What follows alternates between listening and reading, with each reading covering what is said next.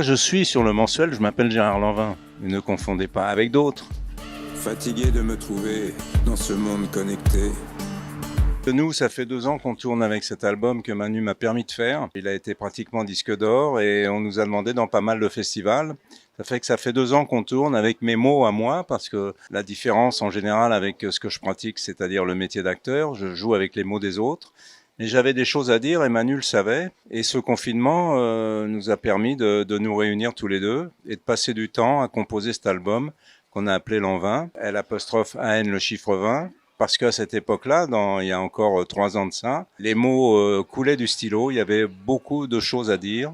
Et finalement, on s'aperçoit aujourd'hui qu'elles tiennent encore la route. Donc on continue la route. Ils se sont tous précipités. C'était le jour du défilé. Le jour du défilé. Dans les rangs, salutés.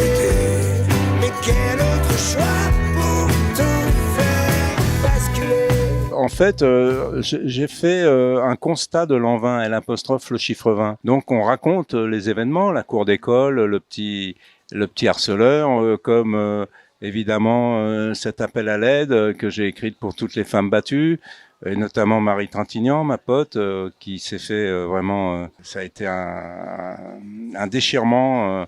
tellement elle a été exécutée, quoi. C'était horrible et ça provoque des intentions. Alors l'avantage avec une chanson, c'est qu'elle dure 2 minutes.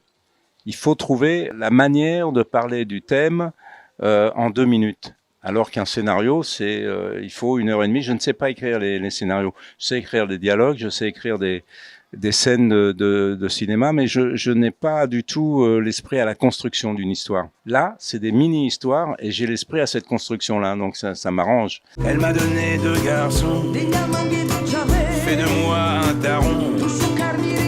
Elle m'a pardonné mes erreurs, malgré tristesse et douleur.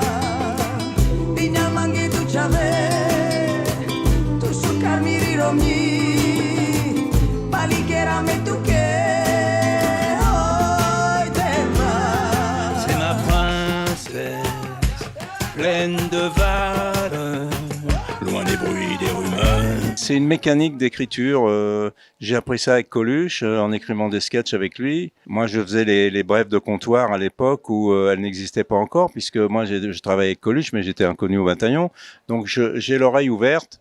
Je sais que les expressions populaires, comme disait Michel Audiard, viennent de la rue. Un chauffeur de taxi qui vous dit, en engueulant quelqu'un, appelle ta mère que je te recommence. Et vous dites, ça vous tombe dans l'oreille ou pas. Tout vient des autres, en fin de compte. Les réflexions, les chutes qu'on peut trouver ou proposer dans des sketchs, etc. Et finalement, après, c'est une manière de les amener, de les mettre bout à bout. C'est de la construction aussi. Moi, j'avais écrit pour Bernie Bonvoisin, j'avais écrit pour Paul Personne, et j'avais entendu mes textes chantés par ces immenses artistes. J'ai eu le goût à l'écriture grâce à eux. Personne n'a voulu écouter les cris, les coups, une vie dévastée. Que c'est dur d'aimer jusqu'à en crever. La musique a toujours fait partie de notre vie. Avec Jennifer, on avait beaucoup plus de liens amicaux et festifs avec les musiciens, avec Téléphone, Trust, enfin tout le monde. Il y avait beaucoup de gens à la maison. Pas beaucoup de réunions d'acteurs parce que c'est souvent un peu particulier à qu'est-ce que tu tournes, qu'est-ce que tu fais, alors que la musique, ça finit toujours par un bœuf et que nous, c'était notre aventure humaine. Elle était composée évidemment de musique toute la journée et aussi le soir et après les concerts. Jennifer a été la première chanteuse de disco, hein. Donc elle nous a permis d'envahir un petit peu la maison avec tous ces gens qui font partie du système musical. Et donc Manu a été élevé là-dedans. Elle m'a simplement conseillé d'aller vers l'envie de Manu, c'est-à-dire tu vas vivre des émotions importantes. Si tu y arrives, si tu écris, on verra ce que tu fais.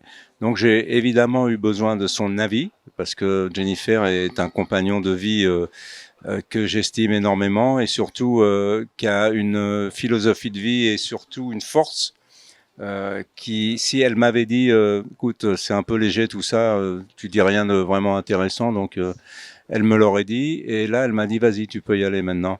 Et donc, j'ai suivi son conseil. Et c'est vrai que moi, je fais un métier où je rencontre pas le public. Le film, il sort, je ne sais pas ce qu'ils veulent ou pensent. Là, j'ai tellement d'amitié en retour.